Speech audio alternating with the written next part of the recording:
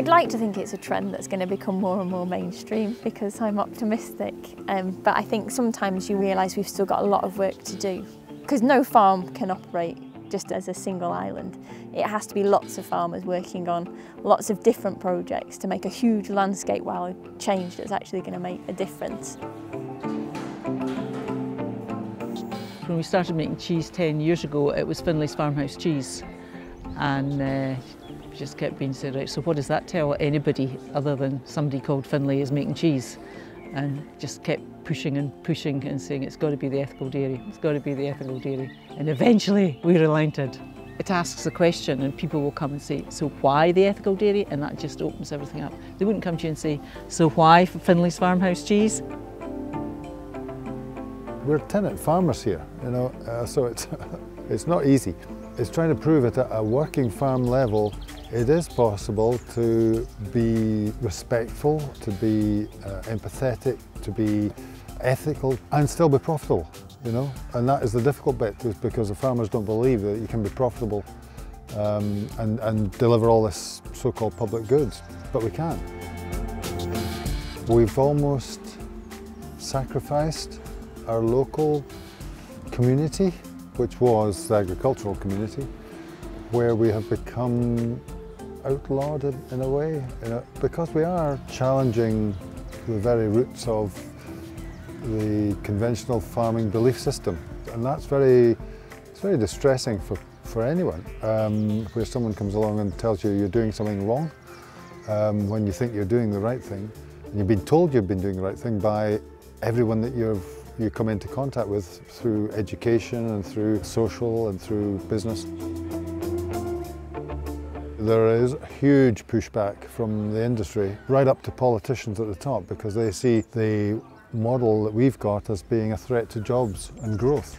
They don't see that what we could be doing is actually providing good quality, well-paid, well-remunerated jobs that are meaningful to the people that are doing them, that are contributing positively to the health and well-being of society through production of healthy, good food.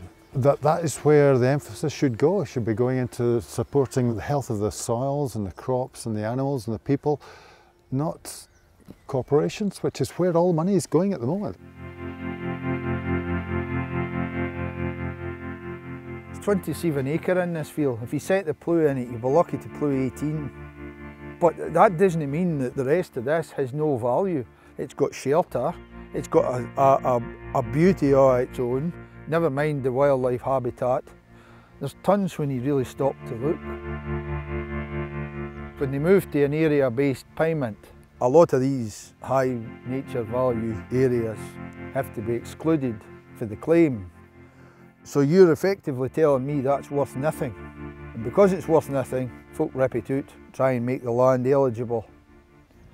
Well, even this wee tin pot business, since the start of the scheme, it'll be £60,000 plus in direct subsidy I have foregone by not ripping out the whins and leaving these bits. If you multiply that up to money returned back to the wider rural economy, that represents quite a lot of cash that I have not put back by having what I consider to be a higher nature value farm. So that is what it costs to have places like this.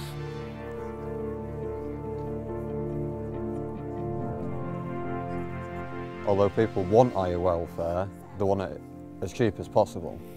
And for us, the costs are more because with fewer cattle to go through. You know, we're not shipping out 20 odd a week to go to a sausage machine. We're shipping out, you know, for a year.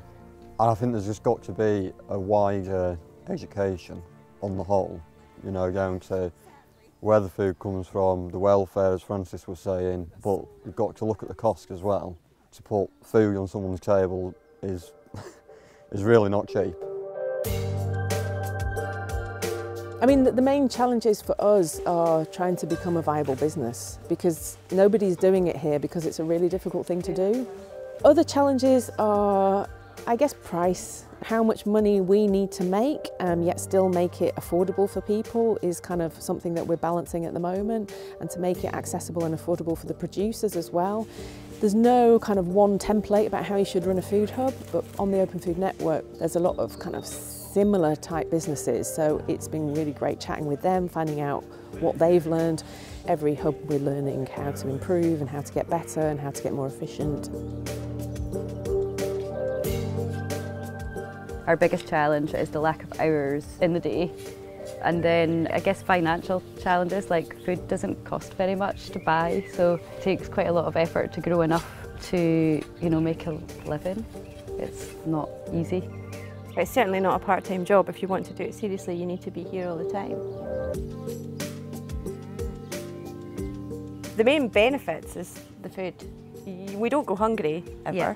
And we eat like kings. Yeah. Fresh, healthy, nutritious food. Being outside all the time, working outside with a physical job, working with the soil, keeps you happy, doesn't it? It's like therapy every day. I think smaller scale benefits everybody. We know 90% of the people within a 2-mile radius of us who buy our veg. They know us, we know them, they feel comfortable to come and help and have a look and just visit from time to time. I remember when we started here, it was just grass from one fence to another in both fields.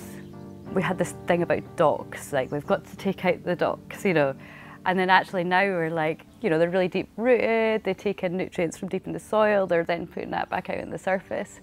And then actually as I sort of stopped this war on docks, one winter the bullfinches appeared and were eating the dock seeds. And now we have a whole family of bullfinches living in the tree at the bottom of the garden.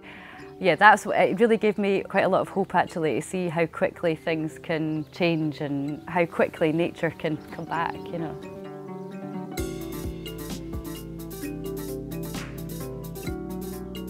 We have so many young groups interested, which has actually blown my mind. I was biased, okay, I wasn't that interested in gardening.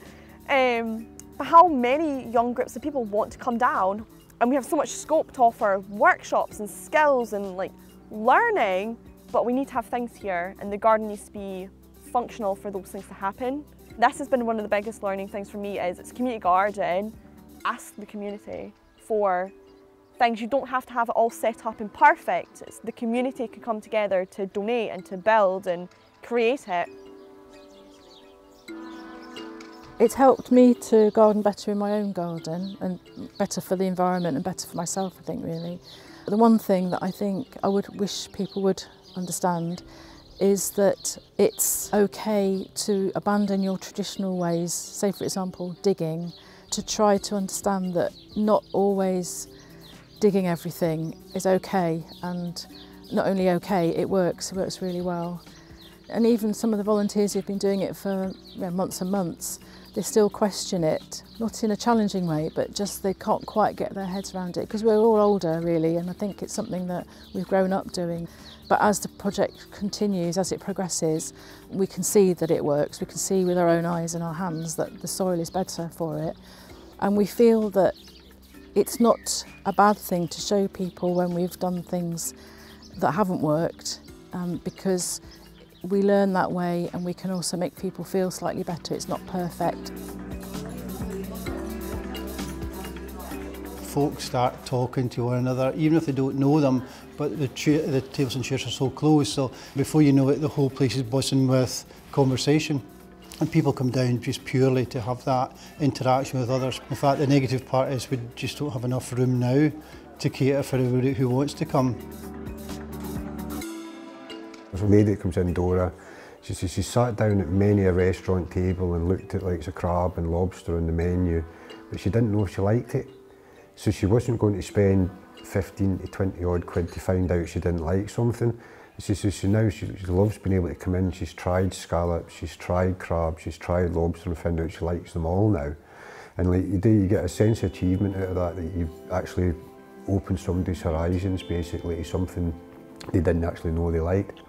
And yeah, it makes me feel like quite decent, so it does actually.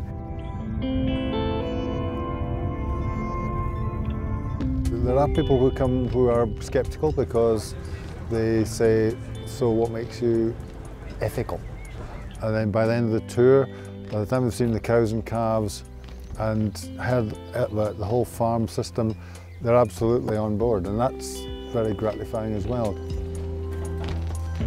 Our support community now is like-minded people across UK and beyond. You know, the internet, for all its problems, it does connect people globally now, and we have visitors now coming from the furthest ends of the earth, Australia, New Zealand, Americas, Europe. It has totally transformed our community. If you're buying from a local producer, they are getting the bulk of that profit. Whereas if you're buying from a supermarket, that farmer is getting so little of that profit. So for me, it just kind of really supports small local businesses. We're trying to create a grassroots up, farmer-led movement, but actually it is going to come through policy as well. Farmers are going to have to demonstrate that they are improving soil health and improving biodiversity indicators to get enhanced farm payments in the future. So there is a bit of let's get ahead of the game, but also we'll be here to support farmers when they're suddenly being told that they've got to do it because it's a law.